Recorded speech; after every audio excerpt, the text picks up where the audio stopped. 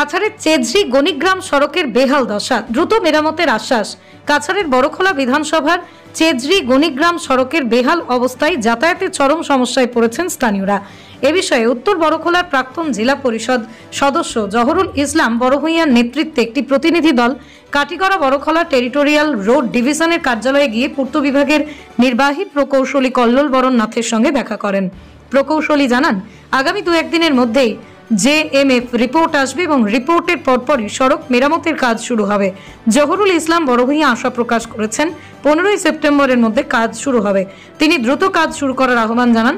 বৈঠকে আব্দুল মতিন বড়ভূঁইয়া, এনাম উদ্দিন লস্কর এবং জুমন লস্কর উপস্থিত ছিলেন। আজকে আমরা এখানে পিডব্লিউ বিভাগে এসেছি। এই বড়খোলার বিভিন্ন রাস্তা নিয়ে অনেকক্ষণ আলোচনা হয়েছে।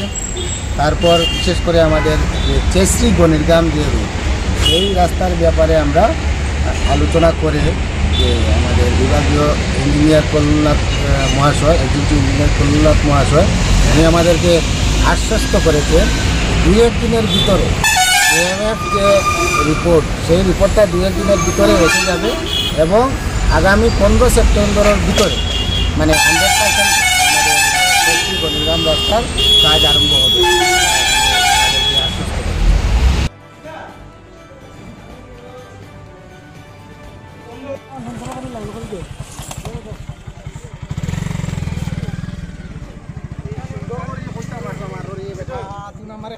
দিলে না।